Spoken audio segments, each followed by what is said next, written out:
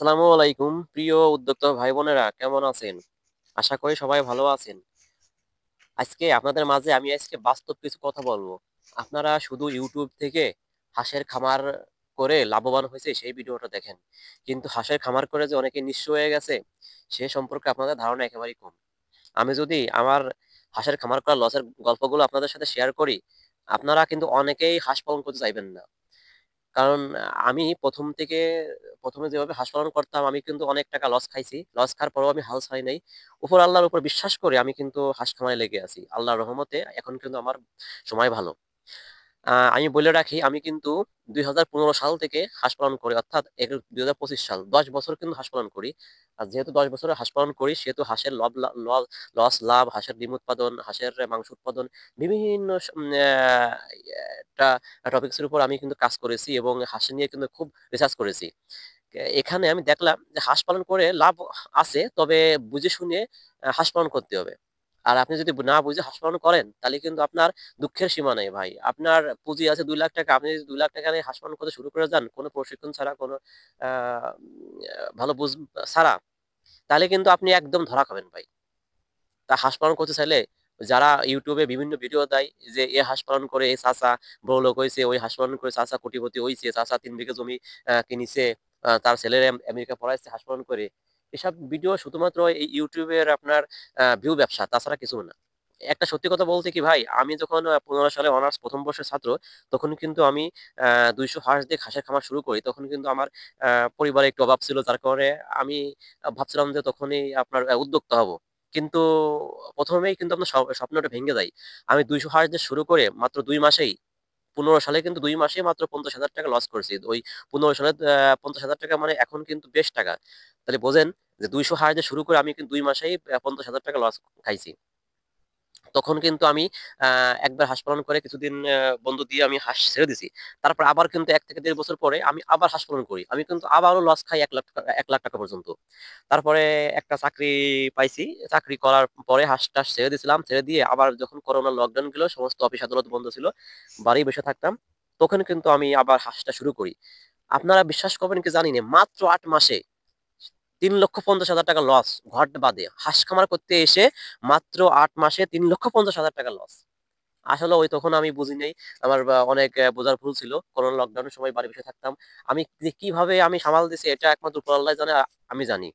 ৮ মাসে ৩.৫ লক্ষ টাকা লস মানে কঠিন ব্যাপার। কারণ আমাদের এই মধ্যবিত্ত ফ্যামিলির কাছে অনেক টাকা। আর যাদের টাকা আছে তাদের কাছে কোনো বিষয় না। এজন্য হাঁস পালন যারা আসবেন, অবশ্যই জেনে বুঝে শুনে হাঁস পালন করতে আসবেন। কারণ হাঁসে শুধু লাভ আর লাভ, এটা কিন্তু একদমই ভুল কথা ভাই। হাঁসে কিন্তু লস আর লস। আর যখন আপনি বুঝে শুনে হাঁসের খামারে আসতে পারবেন, তখন ইনশাল্লাহ আপনার কিন্তু লাভ হবে। আমি কিন্তু হাঁস খামার ছেড়েনি, আমি কিন্তু এখনো কিন্তু হাঁস ধরে আছি। আল্লাহর রহমতে আগের চেয়ে কিন্তু এখন ভালো অবস্থা। এখন কিন্তু আমার মোটামুটি গতবার লাভ হয়েছে, ইনশাল্লাহ এবারও লাভের আশায় আছে। এটা আপনার দোয়া করবেন। আর যারা হাঁস খামার করতে চান তারা কিন্তু অবশ্যই জেনে বুঝে হাঁস খামার করবেন। কারণ হাঁসে কিন্তু আপনার ডাক প্লেগের সমস্যা থাকতে পারে। তারপরে ম্যারেক্স সাধারণত হয় না, তারপরেও কিন্তু হইতে পারে। তারপরে ডাক কলেরা, এগুলো কিন্তু হাঁসের খুব কম হয়। ডাক কলেরা তারপরে ম্যারেক্স কম হয়, তারপরেও কিন্তু হাঁস যদি একবার ডাক কলেরা চলে আসে, আপনার হাঁস কিন্তু একবারে শেষ। যদি ম্যারেক্স এসে যায়, হাঁস কিন্তু শুকায় শুকায় মারা যাবে।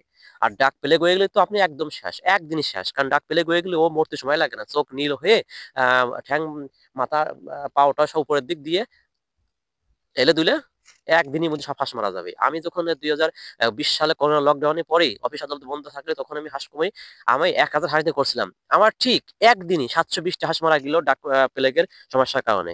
আপনি আমি কিন্তু তার আগে থেকে ৩ বার ৪ বার হাঁস পালন করছি, আমার কখনো ডাক প্লেগের সমস্যা হয়নি।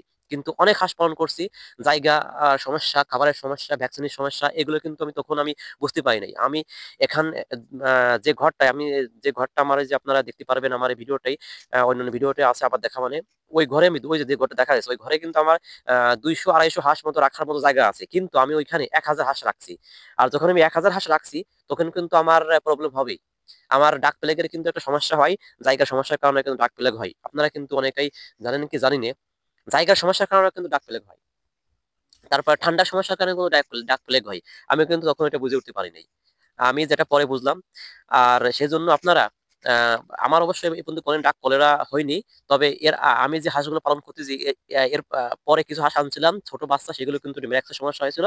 পরে এখন ওষুধ খানিক পর আল্লাহ সেগুলো সুস্থ করেছে। যাক আল্লাহর কাছে শুকরিয়া লাখ লাখ যে আল্লাহ আমার হাঁসগুলোকে এখন সুস্থ রাখছে। আমার হাঁসগুলো কিন্তু প্রায় ডিমের কাছাকাছি, ইনশাআল্লাহ হয়তো সপ্তাহখানেক ভিতর ডিম পেড়ে দিবে। তা ডিম পাড়ুক।